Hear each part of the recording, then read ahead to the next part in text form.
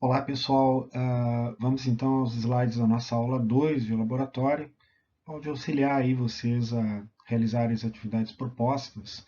Nós vamos falar aqui sobre medições de potência e energia. Então nós vamos fazer uma breve revisão geral dos conceitos teóricos, né? Falar brevemente sobre as medições, como são feitas em geral de energia e potência. Depois nós vamos falar um pouco dos instrumentos frequentemente utilizados, o multímetro, o vatímetro e medidores de energia. Então, pessoal, todas as relações matemáticas que a gente precisa, elas decorrem da lei de Ohm, que relaciona a corrente, a tensão e a resistência, né? Onde a corrente é dado por V sobre R, a tensão é I vezes R, e a resistência é V sobre I. E daí você tira também as relações de potência, né?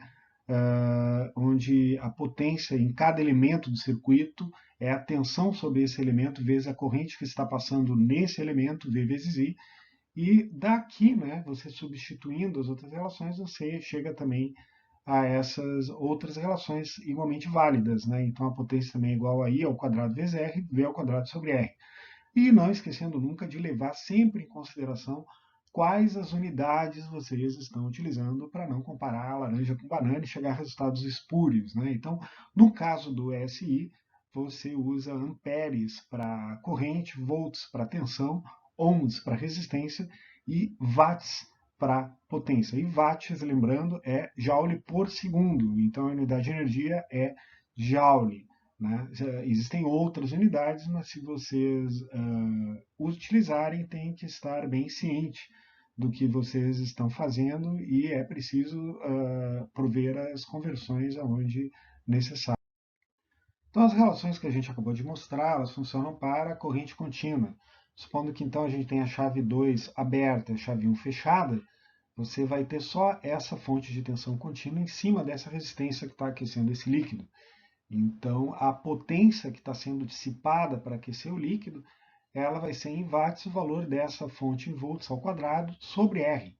Ou a corrente que está passando aqui ao quadrado, essa corrente que é o E sobre R, vezes o próprio R. Ou a tensão E aqui, vezes o I que vai estar passando, I que é E sobre R. Então, é bem a relação que são as relações que a gente acabou de mostrar. Porém, se você ligar essa resistência aqui na tomada elétrica, aqui no Brasil em geral, você vai ter uma tensão senoidal de 60 Hz, supondo que você não tenha harmônicos significativos, você não vai ter uma tensão contínua. E se vocês usarem o valor de pico dessa tensão, vai dar tudo errado. Você não vai conseguir, não adianta pôr ela ao quadrado e dividir por R, você não vai ter a potência que está sendo dissipada. Mas se você usar o valor RMS, o valor quadrático médio, em inglês root mean square, você pode continuar utilizando essas mesmas relações que valem para corrente contínua. Então, eu não vou demonstrar aqui, mas isso é só uma revisão, né? Todos os livros de circuitos demonstram. Basta você, no caso de uma fonte senoidal, sem harmônicos, basta você dividir o valor de pico por raiz de 2 e você tem o ERMS, que aí você pode fazer ele ao quadrado, dividir por R, você vai ter uma potência equivalente a você ter esse mesmo valor ERMS como uma fonte de tensão contínua, aqui em cima da resistência você vai ter uma potência, a mesma potência sendo dissipada aqui. Então isso simplifica bastante os cálculos no caso de fontes de corrente alternada.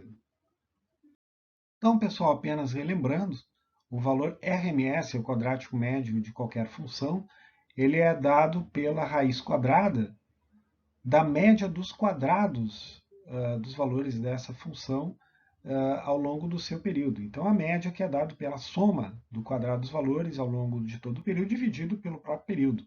Então, você fazendo a raiz quadrada da média dos quadrados da função ao longo do seu período, você obtém o valor eficaz, ou RMS, que se vocês calcularem com uma senoide pura de uma única frequência, sem harmônicos, você vai chegar à conclusão que basta pegar o valor de pico e dividir por raiz de 2. Então, a medição de potência em laboratório, claro que a maneira mais fácil de fazer é utilizar o watímetro, que é o instrumento apropriado para isso, mas nem sempre ele vai estar disponível. Então, é muito comum utilizar o multímetro para se fazer essas aferições de potência, mas são necessários diversos cuidados que a gente vai abordar aqui. Vou fazer uma revisão aqui sobre os multímetros e mostrar os cuidados que é preciso tomar na hora de medir potência. E também, às vezes, se faz as medições com osciloscópio, aí depende muito do osciloscópio, tem osciloscópios com os mais diversos recursos hoje em dia, mas o osciloscópio a gente não vai abordar nessa aula. E pessoal, apenas uma revisão, vocês certamente já sabem disso, mas é fundamental sempre pensar nas convenções de sinal, né? A matemática é só uma abstração da realidade, vocês nunca podem perder de vista o que significa aquilo que vocês estão calculando, ou vocês vão chegar a resultados que não têm, às vezes, nada a ver, né? Então, no caso de potência, é importante lembrar que as cargas, quando entram no terminal positivo, ou seja, no terminal com maior potencial elétrico do componente, elas estão deixando energia no componente, ou seja, o componente está absorvendo energia, o que ocorre com os resistores, onde se isso aqui fosse um resistor, ele estaria dissipando energia na forma de calor. Se fosse uma lâmpada, na forma de calor e de luz também. Se fosse um motor, na forma de calor, nas perdas e também potência mecânica. Mas sempre que a carga entra pelo terminal positivo do elemento, ou seja, o terminal com maior potencial elétrico, ela está entrando aqui onde tem maior potencial e saindo onde tem menos potencial, ou seja, ela passou pelo elemento e deixou energia, ou seja, o elemento está absorvendo energia do circuito. E ao contrário, quando as cargas, né, a corrente aqui está saindo pelo terminal positivo, ou seja, o terminal com maior potencial elétrico, então ela entra pelo de menor, o terminal de menor potencial elétrico, ou seja, nesse caso as cargas, quando passam pelo elemento, elas ganham energia e, portanto, esse elemento aqui está agindo como uma fonte, ele está doando energia para as cargas, né, e, portanto, para o circuito. Né? Então, nesse caso aqui, esse elemento está fornecendo energia para o circuito. Né? Então, quando a corrente sai pelo terminal positivo, o elemento está doando energia para o circuito, está fornecendo energia, e quando a corrente entra pelo terminal positivo, o elemento está absorvendo energia. E aí, cuidem, sobretudo, pega ratões em questões de concurso, etc. Se, por exemplo, o enunciado de uma questão perguntasse qual é a potência absorvida por esse elemento, nesse caso aqui ela seria positiva. Já nesse caso aqui, ela seria negativa, porque na verdade o componente está fornecendo, não está absorvendo energia. Mas se o enunciado de uma questão fosse quanto de potência está sendo fornecida pelo elemento ao circuito, né, nesse caso seria ao contrário, seria mais VI, né, seria positivo. E nesse caso aqui, ele estaria fornecendo menos VI de energia para o circuito, porque na verdade não está fornecendo, está absorvendo. Então a potência fornecida ela é negativa. E aí, lembrando, sempre em um circuito, você soma todas as potências fornecidas ou absorvidas, ela tem que dar zero, porque a energia não se perde nem se cria. Sempre o que alguém está fornecendo, alguém está consumindo. Se vocês considerarem alguns casos a fornecida, em alguns casos a absorvida e misturarem, né, sinais de mais com menos, vocês vão chegar a resultados que são completamente absurdos. Então, tenham cuidado com essas convenções de sinais. Então, já a medição de energia, feita em corrente alternada, ela tem medidores apropriados. Para a corrente contínua, como a gente já viu, é muito simples, porque para calcular qual a potência que está sendo dissipada em cada elemento, basta você pegar a queda de tensão em cima desse elemento, multiplicar pela corrente que está passando sobre ele, e você tem a potência em watts. Potência é energia por segundo. Então, você multiplica a potência em watts pelo tempo em segundos, você obtém a energia dissipada ou absorvida em joules. Né? Se você convencionar que a energia dissipada é um valor positivo, a absorvida vai ser um valor negativo e vice-versa. Isso tem que ter cuidado, né? Porque qual a convenção que está sendo utilizada. Né? E é muito comum se utilizar também outras unidades, como quilowatts-hora.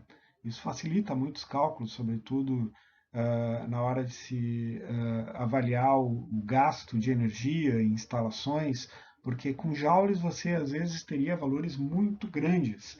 Então, um quilowatt-hora ele é 60 vezes 60 kilojoules, ou seja, 3.600 mil joules. Então, é uma grandeza que é mais apropriada para se medir consumos bem maiores em relação a um joule, como é comum na rede elétrica.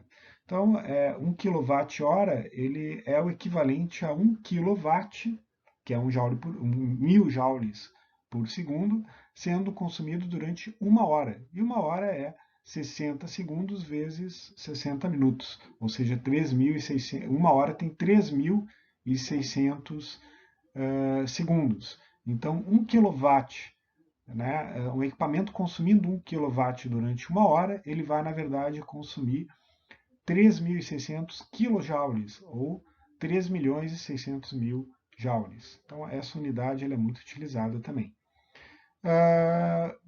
Para a corrente contínua, como a gente viu, é muito simples. Agora, para a alternada, você tem medidores apropriados. Tem o analógico e tem agora os digitais, que a gente vai ver, ter uma noção aí de como eles funcionam. Então, pessoal, como nós já vimos na aula anterior, é muito frequente se utilizar esses aparelhos chamados multímetros, hoje em dia, em laboratórios. Então, lá no início do século XX, em geral, se tinha equipamentos diferentes para medir tensão, corrente e resistência. Ainda hoje existem equipamentos que só medem uma ou outra, mas hoje em dia cada vez mais é comum utilizar esses aparelhos chamados multímetros, né, que medem diversas grandezas, tanto corrente AC e DC como tensão AC e DC, resistência, a continuidade, que em geral eles têm um testezinho de diodo, que tu vê se é a, a condução direta ou reversa, isso, enfim, é mais coisa que vocês vão ver em eletrônica, mas esse mesmo, a medição em geral, quando a resistência é zero nos terminais, ele faz um sinal sonoro, né? Então, se você tem que ter uma ligação entre dois pontos através de um condutor que tem que ter resistência zero, e você coloca os terminais nos dois extremos de uma determinada, pode ser, por exemplo, uma trilha numa placa de circuito impresso que teria que ter condução com resistência basicamente zero. Se não ocorre o sinal sonoro, você sabe que há um mau contato, algum problema, ou uma trilha interrompida, alguma coisa assim, né? Frequência também, em caso de sinal AC, né, tem muitos multímetros que já medem. Muitas vezes medem até harmônicos, medem diversas frequências, claro que com preço também, em geral, bem maior, né? Capacitância, eu tenho um que nem foi tão caro, que mede capacitância, testes de transistores, né? E temperatura. Esse meu também, que também não foi tão caro, ele já veio com um termopar, né? Que gera uma determinada tensão elétrica proporcional à temperatura, que o multímetro mede e já converte em temperatura e mostra no display a temperatura. Isso em determinados projetos de automação que lidam com temperatura ajuda bastante. Então, os multímetros hoje em dia têm muitas funções, tem alguns baratinhos aí que custam, sei lá, 40, 50 reais, que já medem bastante coisas, né? Mas eles têm diversas características diferentes e faixas de preços diferentes. Aqui você tem esse da marca Hikari, aqui, né? Enfim, vocês podem ver aqui que tem, em geral, essa roda seletora, às vezes é digital, mas é comum ser assim, essa chave, né, que você gira e que é importante você colocar na faixa correta que você quer medir, né? Então, se escolher a, a opção errada para a grandeza que vocês vão medir, em geral, vocês não vão conseguir fazer uma medição adequada, né? Ou, por exemplo, se querem medir 1 volt, colocarem no 200 volts, vai dar zero, vai dar uma coisa, você não vai conseguir a precisão para medir adequadamente o que você quer medir, né? E se você for medir 200 volts e colocar na seleção de 1 volt, vai dar infinito. né? Há casos em que pode até danificar o equipamento. Se com tensão é mais difícil, a não ser que for muito grande a diferença, mas é bom evitar, é bom ter muito cuidado com relação à faixa de grandeza que vocês querem medir. É uma boa dica começar com valores altos, né? Bem mais altos que vocês vão medir, e depois ir reduzindo ali até chegar no valor mais alto possível em relação ao valor que vocês estão medindo. Então, vocês querem medir algo que vocês não sabem se está na faixa de 100 ou 300 volts. Bom, então começa com os 600 volts. Se você medir, sei lá, 150, aí baixa para 200 volts. Aí não adianta baixar para o 20, porque vai ficar abaixo, né? O problema maior é com corrente, né? Vocês podem ver que até tem dois terminais aqui diferentes. Aqui no COM você coloca o cabo, o negativo, né? Em geral é o preto. E o positivo, se vocês vão medir corrente, tem que cuidar se vão pôr aqui nesse de miliamperes ou no de 10 amperes, né? E dependendo, se vocês colocarem vários amperes nesse terminal, que é para medir miliamperes, né? Enfim, a pior das hipóteses, podem até queimar o equipamento, mas frequentemente vai acontecer que vocês vão queimar o fusível e vão ter que trocar, né? Então esse aqui tem a temperatura, já deve vir com termopar também. Tem o HFE, que é para testar transistores, né? Várias faixas para, ó, esse símbolo aqui é corrente DC, ali é o V com tio, aqui é tensão AC, aqui tensão DC, e aqui resistência em ohms, né? Então esse slide aqui faz um resumo ali do que eu acabei de mostrar para vocês ali na escala, né? Então, como é importante vocês terem uma noção do que vocês vão medir, da grandeza, para selecionar a escala correta, né? Se tiver dúvida, sobredimensiona o valor para ter uma escala maior, para não ter perigo de danificar o equipamento, e aí vai reduzindo ali até chegar no valor, no menor valor possível, para que vocês possam ter uma leitura com maior precisão. Então, esse esquemático aqui mostra um exemplo de como medir a tensão nessa fonte, que é a mesma nesse resistor aqui, nesse circuito, que estão em paralelo, né? Então você coloca o vermelho ali, onde diz V, o preto no COM, e você coloca o preto aqui onde você espera que seja negativo e o vermelho onde espera que seja negativo. Os multímetros digitais, se você inverter, você vai terminar lendo um valor negativo. Então, em vez de 88,4, ia aparecer aqui menos 88,4 volts, né?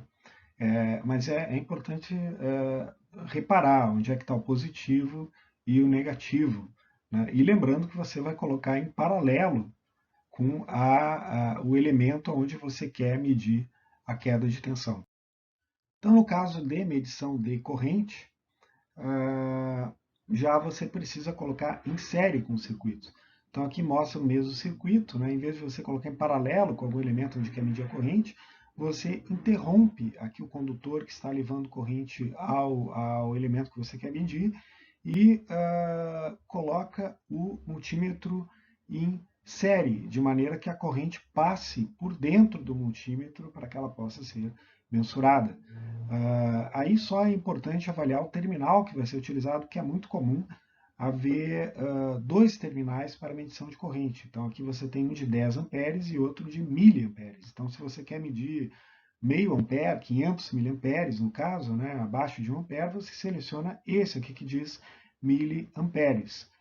E se você quer medir 5 amperes, você já vai colocar aqui nesse terminal que diz 10 amperes. Se você está na dúvida, primeiro use de 10 amperes, se aqui der um valor muito pequeno, aí para você ter mais precisão, né, tendo um valor bem abaixo de 1 ampere, você troca aqui o terminal e mede novamente, né? Mas na dúvida, use o maior. E também tome cuidado para não ter nenhuma chance de ser 20 amperes na realidade, senão vai dar problema. Então, se você colocar uma corrente acima do que o terminal aqui ou o próprio multímetro permite, você tem que torcer que o fusível funcione. Aí você vai queimar o fusível, vai ter que ir numa eletrônica comprar outro fusível, abrir o multímetro para trocar o fusível, né? Vai ter esse trabalho. E na pior das hipóteses, se o fusível não funcionar bem, você pode até danificar o equipamento. Já no caso da medida de resistência, basta colocar a chave aqui na seleção da medida de resistência. Também, na dúvida, vocês comecem com a escala maior de resistência, senão vai aparecer só infinito, e aí vão reduzindo aí para ter mais precisão, até o valor mínimo, né, que fique ainda acima do que está sendo medido, né? Então, aí vocês teriam que colocar o vermelho aqui na posição vermelha que diz aqui uh, ohms, né? E o com ali, em geral, você coloca o preto, e aí a medição é feita colocando o elemento resistivo em paralelo aqui com o multímetro. Uh, e é muito comum ter um BIP no caso de testes de continuidade, que muitas vezes não ficam na seleção da chave de resistência, às vezes tem que colocar na que mostra um pequeno diodo, né? Mas em geral tem um alto-falantezinho mostrando que há o BIP. Ou seja, se a resistência é zero, se aqui tem um fio condutor, né, ele vai dar um bip mostrando que tem continuidade, ou seja, a resistência é zero. E se você tem fio condutor, vocês testam continuidade e não dá o bip, vocês sabem que o fio está quebrado ou há algum tipo de mau contato. E vocês já têm um multímetro bem sofisticado da Fluke, uma marca ótima, um exemplo também de todas as suas funções. Aqui vocês podem ver o alto-falante aqui mostrando o teste de continuidade, né? O BIP, né? Muitas vezes ele está aqui junto com o do diodo, também isso é muito comum, ou às vezes no de resistência, né? Vocês podem ver que ele testa até frequência, né?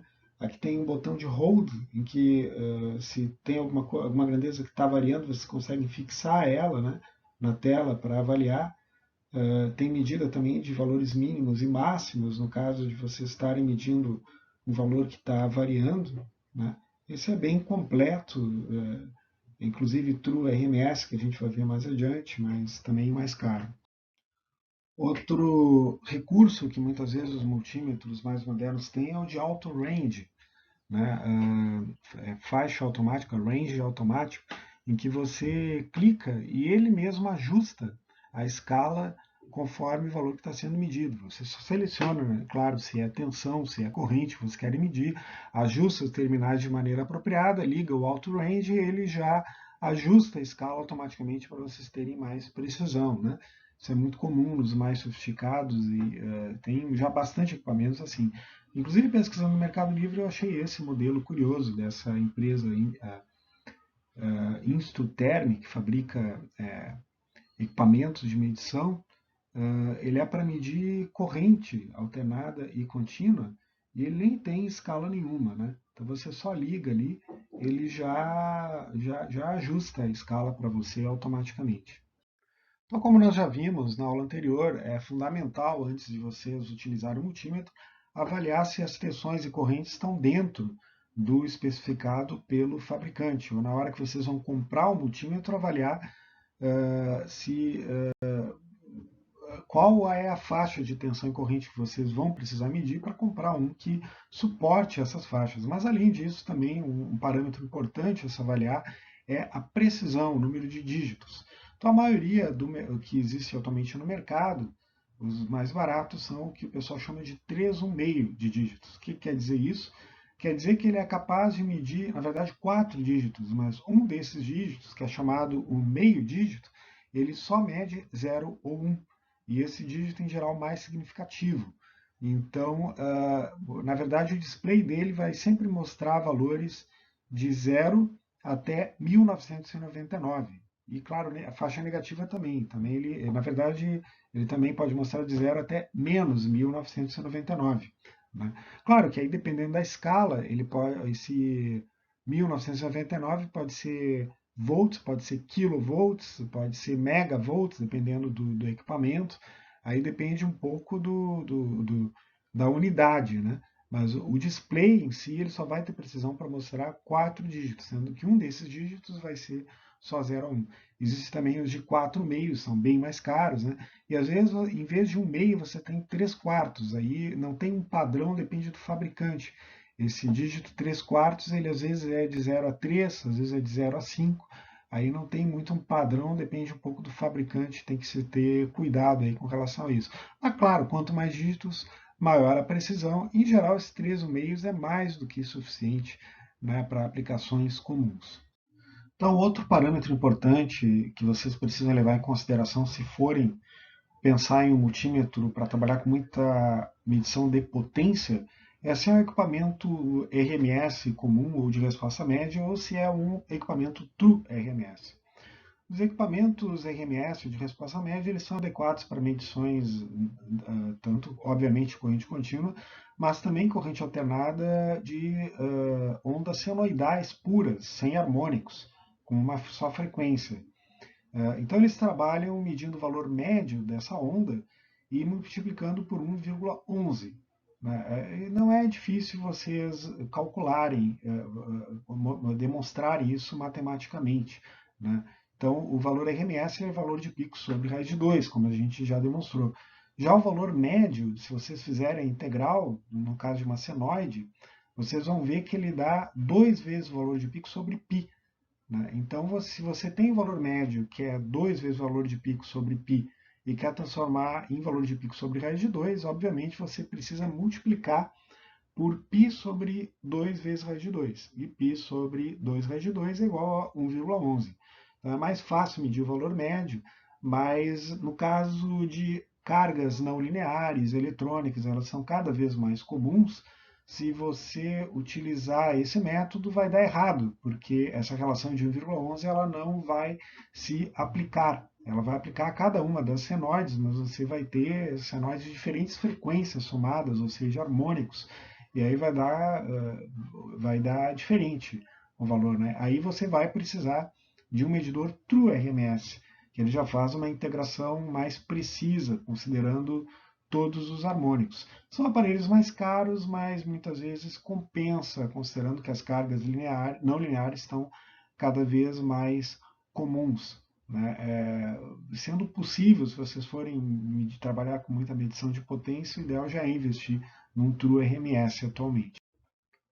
Então aqui vocês têm a representação de uma onda senoidal pura, aqui o valor de pico, né, e dividindo por raiz de 2, ou seja, 1 sobre raiz de 2 é 0,707, você tem aqui o valor RMS, o valor eficaz.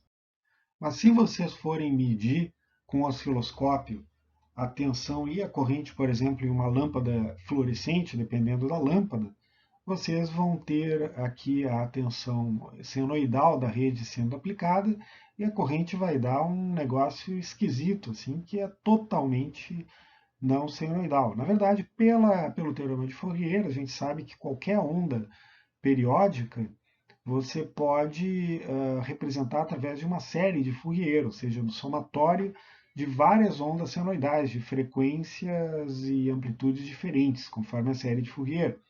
Então, na verdade, isso aqui é um somatório de senoidais que dá essa coisa esquisita. Mas você usando um aparelho RMS comum ou de resposta média vai dar um resultado RMS que não tem nada a ver com o real RMS. Para medir o valor RMS nesse caso da corrente e, portanto, ter medidas adequadas de potência só utilizando um aparelho True RMS. No caso de lâmpadas de LED, já as boas lâmpadas em geral ela tem bem poucos harmônicos, já apareceu uma senoidal melhor, mas tem também muito equipamento ruim no mercado, né, que o pessoal está tentando eliminar do mercado, mas tem muito equipamento, muitas lâmpadas LED que também tem uma quantidade muito grande de harmônicos.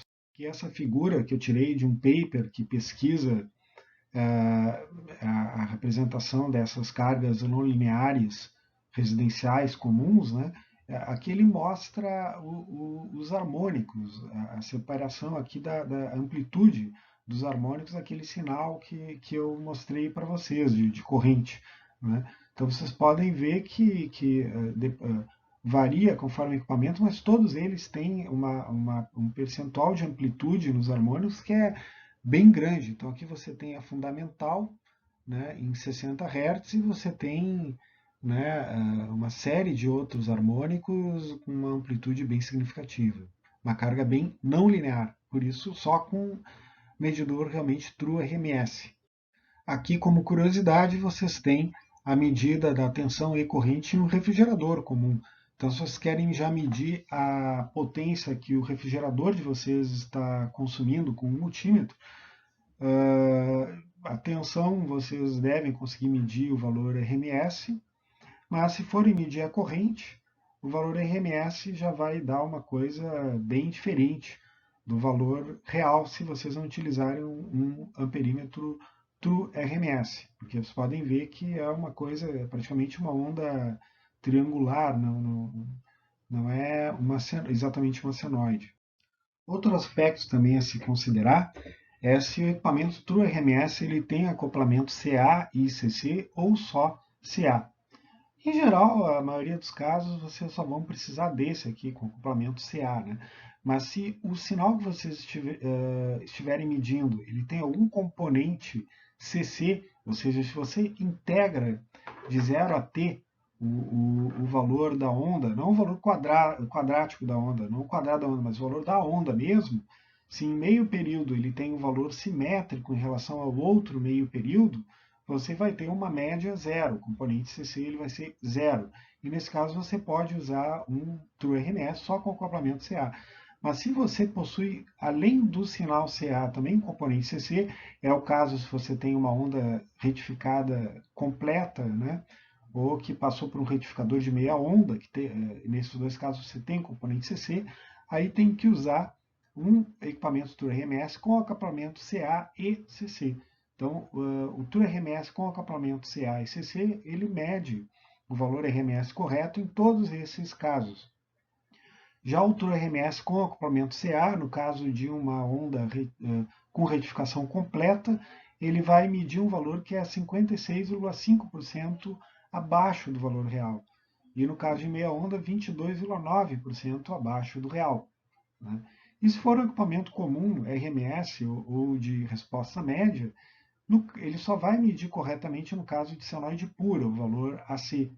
Né? O valor DC, ele, claro, se coloca na opção DC, ele vai medir corretamente, mas o AC ele só mede se for senoide pura corretamente, se não, se for onda retificada completa, ele vai medir 57,9% abaixo, se for meia onda, 22,2% abaixo, se for uma onda quadrada, ele, portanto, não senoidal, ele vai medir 11% abaixo, e se for triangular, 4% abaixo. Há alguns casos de ondas que ele vai medir, inclusive, acima, vai variar muito conforme o tipo da onda. Em geral, não é nem quadrada, nem triangular, é uma coisa bem esquisitona, né? Embora aquele caso do refrigerador que a gente viu, ela fica bem próxima até de uma triangular, mas em geral fica uma coisa bem esquisita e com as distorções, né? Então, nesse caso, você precisa ter um True RMS, né, com uma onda simétrica, vocês vão medir sempre um valor adequado. Se tiver um componente CC, em geral, isso acontece mais quando você tem algum defeito que você está medindo,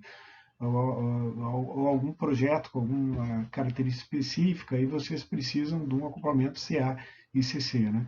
E às vezes vocês conseguem, inclusive, medir o componente CC separadamente com o equipamento e depois medir o CA. Tem, às vezes, algumas técnicas se vocês não dispõem desse tipo de equipamento. Né? Como eu disse, para a maior parte das aplicações, esse aqui, True RMS com acoplamento CA, já está de ótimo tamanho. Sendo possível, é melhor investir num True RMS. Então, esse esquemático mostra o funcionamento padrão de um vatímetro clássico analógico. O que você tem, então, são bobinas. Uma delas você vai colocar para medir a corrente que está passando no circuito para o qual você quer medir a potência que está sendo absorvida ou fornecida. E você vai ter também uma bobina que vai medir a tensão, ou seja, vai ficar em paralelo com esse circuito. Então, a bobina em paralelo mede a tensão, a bobina em série mede a corrente. E você tem um circuito que ele faz ele tem uma deflexão que depende a cada momento do produto dos valores de corrente e tensão que estão sendo fornecidos ao determinado circuito ou componente. Né? E aí você vai ter que, o ponteiro desse equipamento ele vai ter uma inclinação que vai ser proporcional ao produto do valor instantâneo da corrente e da tensão. Esse é o instrumento mais clássico, analógico, né? E você tem também os digitais, que aí fazem uma amostragem, né? Uma conversão de analógico para digital discreta, e aí a cada momento eles fazem essa multiplicação e devem mostrar o mesmo valor. Então, esses são só alguns exemplos de watímetros à venda no mercado que eu peguei na internet só para mostrar para vocês como o formato deles varia demais, né? Você tem watímetros com vários form factors, né? Vários formatos, tamanhos, com recursos diferentes. E hoje em dia, cada vez mais, você tem os digitais, né? Com diversos recursos, inclusive esse aqui que é o wireless, né? Tem alguns que você tem o sensor, né? E você olha o resultado até no celular ou no computador. Hoje em dia você tem cada vez mais opções digitais e tem as clássicas analógicas, que muitas vezes são muito precisas, às vezes mais precisas que a maioria dos digitais, e muita gente prefere ainda manter os analógicos, né? E, enfim, tomando os devidos cuidados, tem equipamentos realmente também muito bons ainda no mercado, como esses dois aqui que eu estou mostrando, né? Então, já no caso da medição de energia, você precisa integrar a potência. Não adianta só saber a potência instantânea. A energia consumida ou fornecida ela é, na verdade, uma integral dessa potência ao longo do tempo, né? Então, você tem esses medidores eletromecânicos clássicos, que ainda são os mais utilizados no mundo, e especialmente no Brasil e em países mais subdesenvolvidos, que a medição é eletromecânica. Eu nem vou entrar em detalhes com relação ao funcionamento, mas ele tem esse disco aqui que vai girando conforme a potência instantânea, numa velocidade, ele assume uma velocidade diferente, e ele vai mostrando aqui valores com ponteiros que um funcionário da concessionária precisa ler mensalmente, anotar para depois te cobrar ali o valor consumido. Então, cada vez mais, à medida em que a gente avança para o conceito de smart grids, a ideia é começar a ter os chamados smart meters, os medidores inteligentes, que são medidores digitais, são pequenos computadores que fazem a conversão do analógico para o digital e uma pequena integração discreta, né, dos valores de potência, e vão medindo assim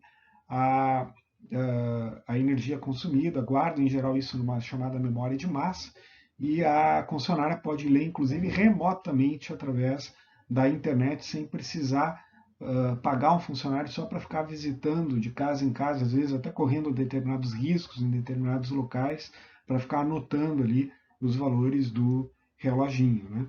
Fora isso, os smart meters também eles permitem à concessionária gerar um banco de dados que pode ser utilizado para uma série de pesquisas. A própria Copel anda, inclusive, se oferecendo para fornecer os dados que já está começando a ter, né, para pesquisadores que têm interesse em utilizar esses dados para melhorar o sistema, né?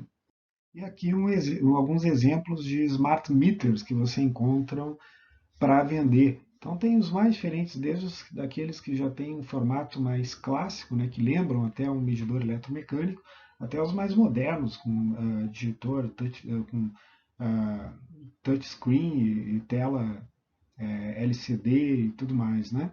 É, são equipamentos que em geral têm um determinado protocolo e tem diversos padrões, né, que você consegue acessar eles à distância, ler os valores deles e até configurar à distância, e não precisa ter a medição presencial, né?